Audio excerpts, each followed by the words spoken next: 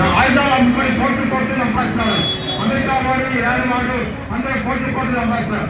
ఎక్కడో యుద్ధం జరిగితే ఇక్కడ గ్యాస్ బండ రేట్లు పెరుగుతున్నాయి. 1000 రూపాయలు గ్యాస్ బండ 3000 రేట్లు పెరుగుతుంది. ప్రభుత్వం ఏం చేస్తుంది, పోలీసు వాళ్ళు ఏం చెప్తున్నారు, వాళ్ళ బాధ్యత వాళ్ళు చేయటంలా, వాళ్ళకి జీతాలు ఇస్తున్నావు. కాబట్టి ధర్మబద్ధంగా తెలియాలంటే సమాజంలో బుద్ధుడి బాగా ఉండాలి. మనకి ఏ పార్టీతో సంబంధం లేదు, ఏ కులంతో సంబంధం లేదు, ఏ మతంతో సంబంధం లేదు. అందరూ మనుషులు పుట్టినట్టు ఒకే రకంగా వస్తారు, చచ్చిపోవడం ఒకే రకంగా వస్తారు. చనిపోయి రోజు బతికేటప్పుడు కూడా అందరూ ఒకే రకమైన ఆహారం తీసుకుంటాం. కాబట్టి మనుషులందరూ సమానం అంటే పుట్టుక, సాగు, జీవన విధానం ఒకే రకంగా ఉంది. ఈ ధర్మాల గురించి చెప్పడమే మా ధర్మం, బౌద్ధ ధర్మం యొక్క కష్టం. బుద్ధుడు అంటే అందరికీ తెలుసు, కానీ బుద్ధుడు ఏం చెప్పాడో తెలియదు. అందరూ బుద్ధుడు ఒక ఫోకస్ పెట్టుకుంటారు. అట్లాగే కాబట్టి ఈ రకమైనటువంటి విషయాన్ని ప్రజలకు తెలియపెట్టి ప్రజలు చైతన్యం చేసి ప్రజలుగా ఉండాలి. ప్రజలంటే డబ్బులు కాదు, ప్రజలంటే మనుషులు ఆప్యాయత ఉంచాలి, గౌరవించుకోవాలి, ఒకరిని ప్రేరణ ఉండాలి.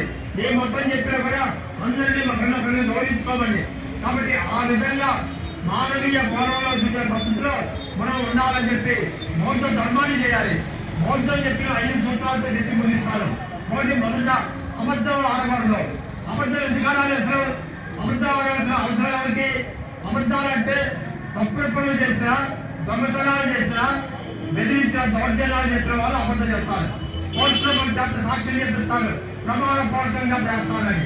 కాబట్టి అబద్ధాలు ఆడకూడదు అనేటువంటి చేయాలి. మన రాజకీయ నాయకులు ఏం చెప్తున్నారో వాళ్ళు అది జరుగుతాయి. కాబట్టి పరిపాలకులు కలెక్టర్ కానీ, ఎస్పీ కానీ, పోలీసులు కానీ, ఎమ్మెల్యే కానీ, ఎంపీ కానీ అబద్ధం ఆడకుండా వాళ్ళ పని చేయాలి. ఇతరుల సొమ్ము ఆశించకూడదు. రెండోది, కాబట్టి ఎవరు కష్టపడి వాడి సొమ్ము సాధించుకోవాలి, వాడి సొమ్ము తినాలి. కాబట్టి ఇతరుల సొమ్ము సాధించకూడదు. అట్లాగే ఎవరి మీద దౌర్జన్యం చేయకూడదు, న్యాయబద్ధంగా ఉండాలి. అలాగే మూడోది, మత్తు పదార్థాలు సేవించకూడదు. ఈ రోజు ప్రభుత్వాలు రాజ్యాంగంలో మత్తు పదార్థాలు నిషేధం ఉన్నారు, సారా నిషేధం అని చెప్పి ఉద్యమాలు చేస్తాం. కానీ ఈ రోజు సారాగా అమ్మి ప్రభుత్వాలు పరిపాలించుకుంటున్నాయి, కోట్ల రూపాయలు సంపాదించుకుంటున్నారు. కాబట్టి దాన్ని తీసేయాలి. అట్లాగే అన్నిటికన్నా ముఖ్యం సమాజంలో సగభాగమైన మహిళలను కూడా సమానంగా గౌరవించాలని చూడాలి.